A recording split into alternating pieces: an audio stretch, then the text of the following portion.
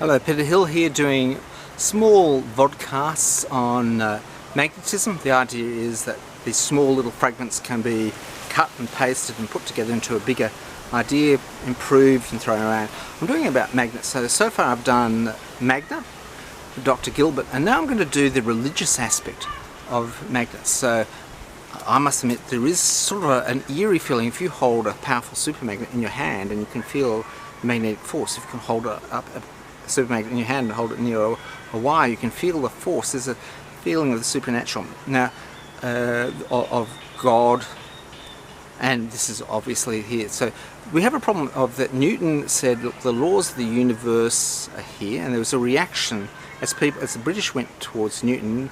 The German religious people, the Protestant people in I suppose northern Germany, now Poland, under Immanuel Kant, began to have real questions about morality and a whole series of other questions which came off as a reaction to Newton. So you have Descartes, Newton, and this other school of rationalists. That is, can I think about the universe and come up without doing an experiment? Can I, without observation, they're irreducible ideas. And so Kant had these very complex ideas, and I'll have to reread it.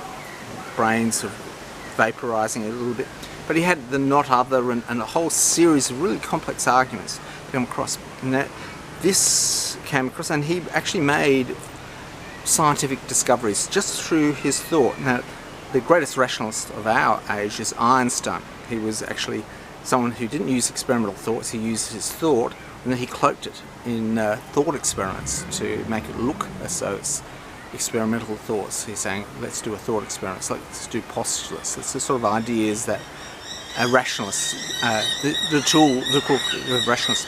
Now there was a, there's heaps of birds coming around here. There's a, Ørsted was a Swedish pastor,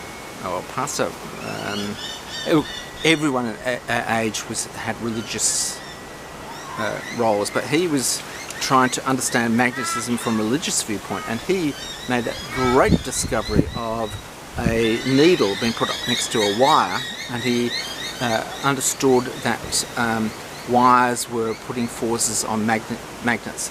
And so that's Ørsted, and this is the first discovery of current and magnetism. We then have the story of Faraday. Now I just want to talk Faraday, a very quick story. Now Faraday was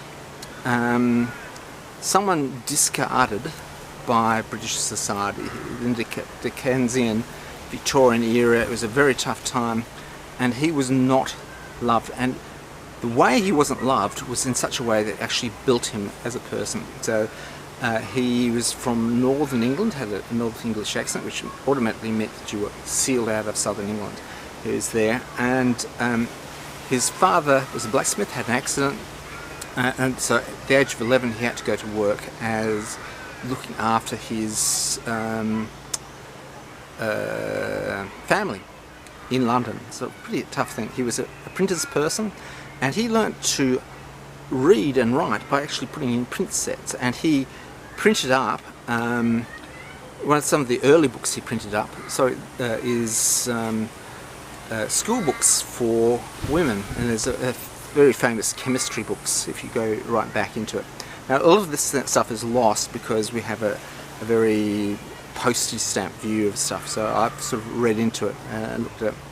And so look, the story went in that around the stage that science didn't have a way of being funded, and just I have a very important thing to say about Dr. Gilbert back here.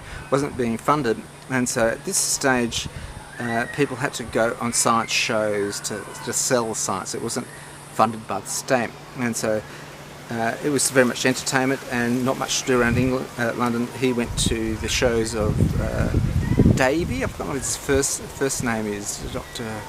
Wouldn't be Hugh Davy.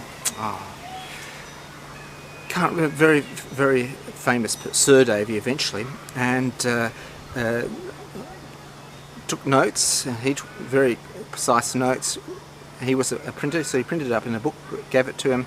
Davy later blew off his face with electrolysis. He was able to get potassium or something together, blew his face off, was blinded. They said, hey, this is a summary of it, it's not necessarily true. Here's that book on the shelf, surely that person will go. And they took him off the street, and at various points in time Faraday was at the end, so he was still in the printing press area, but he had a biffo and was out in the street, and they picked him up. And as Davy's assistant, Davy took him to so he was also very religious, so these very poor people had to look after each other, and so it's a very religious, important aspect of it, of magnetism religion. Faraday, let's try and say it really quickly. Davy was very famous. Napoleon wanted to exert his thing, said, I'm going to award you a honour, you can come to Paris and pick up your honour. And then the English said, we can't have our English scientists been honoured by the Empereur, we've got to do something about it. So we were going to knight him. Because he was going to be knighted, he was then hot property for people. Another unwritten aspect of the Jane Austen era, he was going to be knighted, so therefore you could have your title if you went with him. Because if you married someone with a title, that person died, your title disappeared. But if you married someone and then they got the title then stayed with you. And so there was Lady Jane. So Davy was interested in Lady Jane because that was money. Lady Jane was interested in him because of his title. So you've got this very funny, weird marriage. And Davy said, let's go on a honeymoon. We want to go to Paris and visit Ampere, and we want to go down to visit Voltaire. Ampere, Voltaire sounds, my ideal way of doing about it. So Faraday was in their bridal suite carriage, and then a little short while later, after leaving Calais, I think it was, he was on the roof, and there was a huge amount of rain, and he turned up to Paris as a wet, drowned rat, and it was all going to go very sour. He was going to throw everything away. I'm going to give this up. There's nothing. It was absolutely horrible. And Mrs. Ampere, the French wife of Ampere, they had a very unhappy marriage, and so, and I sort of understand this because she was unhappy. She could see that he was unhappy, and so supported him and put them all together. And then, from looking at Ampere's law to parallel rods and the force, a very important aspect of it to go through. We'll talk about that a bit later.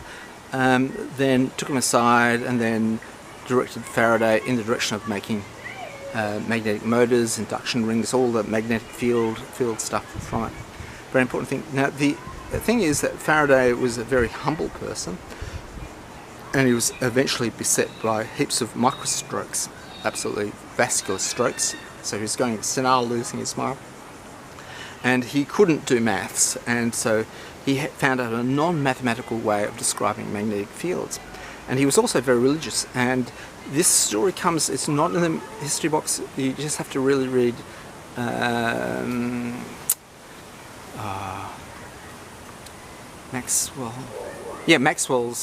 James Clerk Maxwell's obituary about him, to say, he said, do you know that he was very much into etching?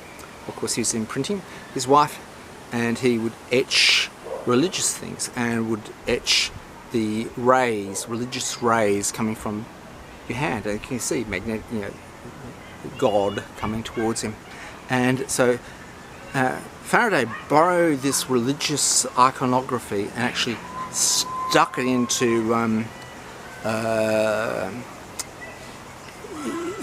textbooks. Now, the important thing is that it's a two-dimensional thing. Your rays can only go like that in a two-dimensional plane. In three-dimensional, your set of rays from one point to another one goes up, another goes out of the page and back in again. And so your picture is an artificial two-dimensional printing picture. And James Clerk Maxwell couldn't understand it, and then discovered light because of it, so it was really good. But he said that this was some sort of ancient depiction of a lost culture. It was something only that Faraday understood. But it was very teachable, and this is the problem, is that the teachability meant that we have field lines to this day, and they're not necessarily that sensible. Sorry to let you in on this fact that field lines are, well, it's hard to say. What happens is people go tell you this is how they use field lines, and then they say, well, what's the problem? And then they go, time's up, I'm off. But you really have to stop and think about what's going on. See you later for the next item on it.